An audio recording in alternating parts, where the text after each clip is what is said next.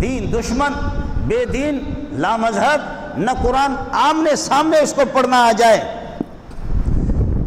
یہ آپ کے پتہ نہیں کہ بڑے بڑے ہوتے لیکچرار، بڑے بڑے پروفیسر اور بڑے بڑے اسکالر، وہ الحمدللہ آپ کے اسکالروں کو قرآن پڑھنا ہی نہیں آتا، ان کو آمنے سامنے قرآن پڑھنا ہی نہیں آتا۔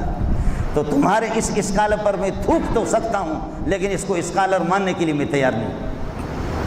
میری زندگی بھی ہم لوگ بھی قرآن کے ورق کردانی میں ہماری زندگی بھی گزر گئی ہے، اور اس طرح شاید صاف آپ کو کوئی نہ بتائے۔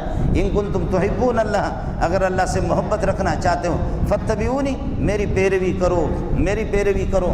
اور آپ کے پارلیمنٹ کے جتنے قوانین ہیں وہ شرعی قوانین نہیں ہے، وہ وضعی قوانین ہیں، وہ شرعی قوانین نہیں ہے، وہ وضعی قوانین ہیں پارلیمنٹ کے، اور ان حیوانوں کے بنائے ہوئے قوانین ہیں، ان حیوانوں کے۔ میں شرح صدر کے ساتھ کہتا ہوں، چونکہ اس قسم کے لوگوں سے میرا واسطہ ہوتا ہے، میں ایسے لوگوں سے ملتا رہتا ہوں، سوائے ABCD انگریزی کی چند منحوس الفاظ رٹا کے علاوہ عقل ندارت وہ بے عقلوں کی جماعت ہوتی ہے۔ جن کے سینے میں قرآن نہ ہو اس کو میں کیسے عقل مند سمجھوں؟ جس کو قرآن کا ترجمہ نہ آتا ہو اس کو کون سا بے غیرت عقل مند کہتا ہو؟ اور جس کو قرآن نہ آتا ہو اس کو کون سمجھدار کہتا ہو؟ کوئی منحوس کہے گا، میں نہیں کہتا۔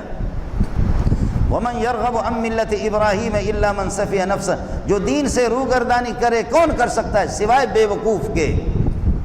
یہ پہلا پارہ ہے، پہلا پیرا کی آخری رکوع ہے، پہلے پارہ کی آخری رکوع۔ وَمَنْ يَرْغَبُ عَنْ مِلَّةِ إِبْرَاهِيمَ، ملت ابراہیم وہی ملت محمد ہے، جو ملت ابراہیم ہے وہی ملت محمد ہے۔